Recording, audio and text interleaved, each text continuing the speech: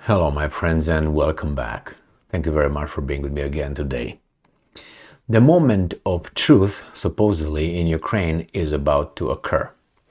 And that is I would say, the last Ukrainian counteroffensive for this war. And if there will be another counteroffensive, Ukrainian counteroffensive, I think that would be on the territory of Ukraine from the west, using, how should I put them nicely, volunteers with all kind of, how do you call those, military ranks. But hey, I don't think the Ukrainians still have an army.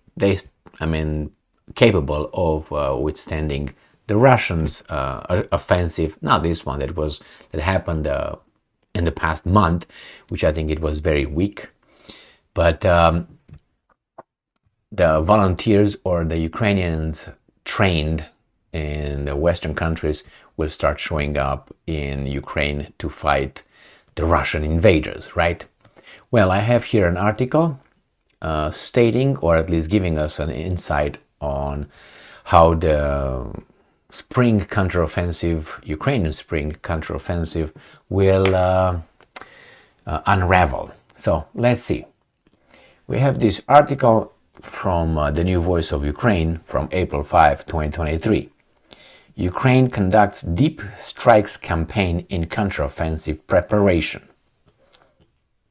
And I'm not quoting here, some of these deep strikes against Russian opposition in southern Ukraine are a preparation for any kind of future offensive, and quote, the official said.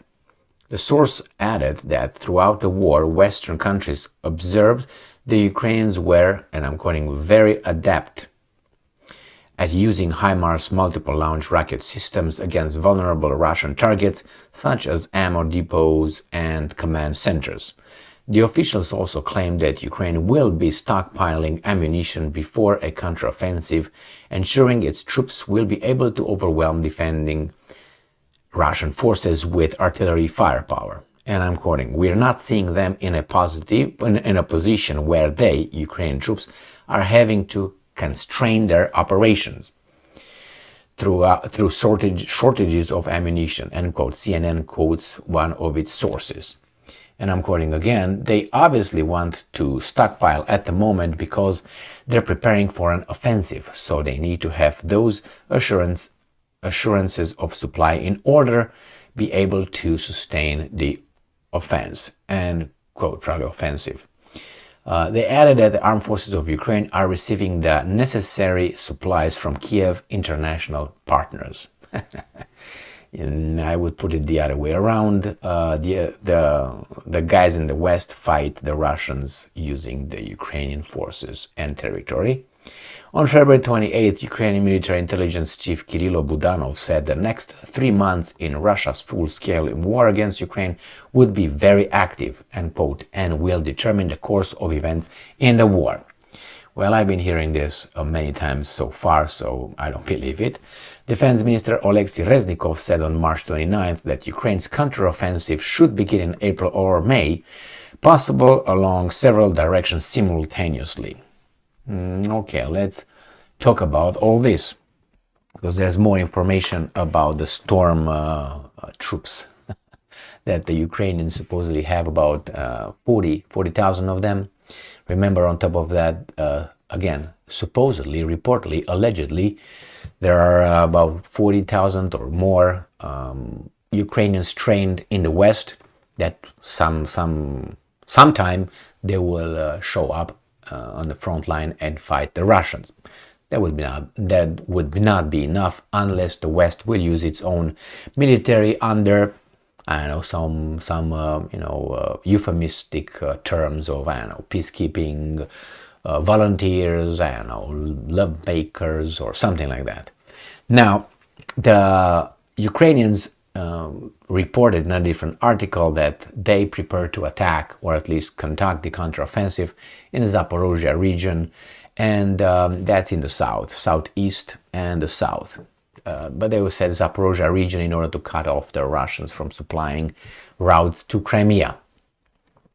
Supposedly those 40,000 Ukrainian volunteers from the storm troopers, I call them storm troopers, but I don't know how, storm something they call them, they're ready to go, trained and ready to go. I would not be surprised if those 40,000 or some of those, or most of those 40,000 stormtroopers will speak another language and not Ukraine, not at all. We already have volunteers over there, and volunteers that served in other armies and will return, if they return back home alive, and go back and continue to serve in other countries' armies. The counteroffensive, I think this is the last, I don't know, how do you call that, jerk or spasm. When you cut the fish's head, sometimes it does something, and like any other being that still have some nerves and react to touching, and not only. I think that's what's occurring right now in Ukraine. The Russians, on the other hand, seem to fight a very efficient war. Nevertheless, the guys in the West want us to believe that the Russians are throwing everything in this war, including the kitchen sink, and I don't think that's the case. I think the Russians conducted this operation, war, however you want to call it, in a very efficient way, not to rock the boat in Russia, socially and economically and politically as well. So that means they wanted to show as little disturbances in Moscow, St. Petersburg, and others, having coffins coming in those cities with their young Russians killed. Therefore, I think they used a lot of mercenaries, a lot of private, I would say mercenaries, volunteers. Can I use the word, the euphemism? Volunteers? Okay, well, volunteers. And private military companies, Wagner, and there are some other ones functioning over there, including Sergei, what's this guy? This is Sergei, the defense minister of Russian Federation. In this case, is Shoigu. Yeah, how in the hell? He has got a private military company as well. Why not, I guess.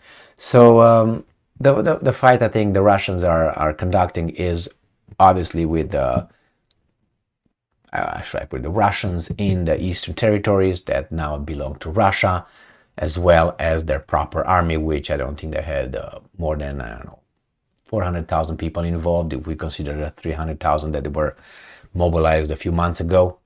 And the Russians are capable of mobilizing more, but why should they?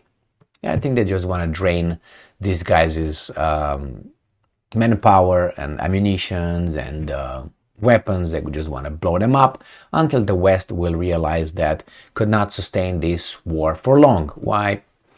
For political reasons. We're going to be elections.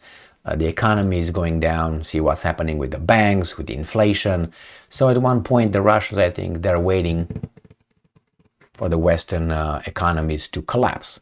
And once that collapse, then there will be no more weapons and ammunition going to Ukraine. Why? Because the population will be in panic, and populations will vote in a certain way.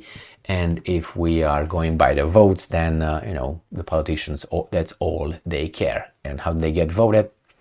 With money and showing their beauty, the beautiful side to the public.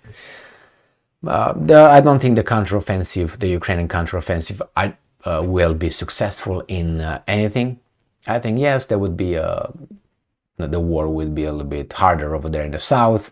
The Russians probably are already ready with that, and I don't expect the Ukrainians to take over Zaporozhye or invade Crimea. That's my expectation. The possibility is slim. Probability is even slimmer in my assessment. Time will tell. And unfortunately, these guys are killing one another for other people's interests, unrelated to Ukraine or Russia. That's the big problem. That's how I see things in this war.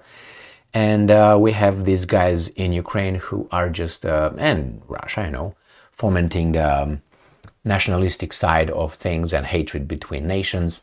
and therefore they have them over there fighting. You have people in charge at other people's,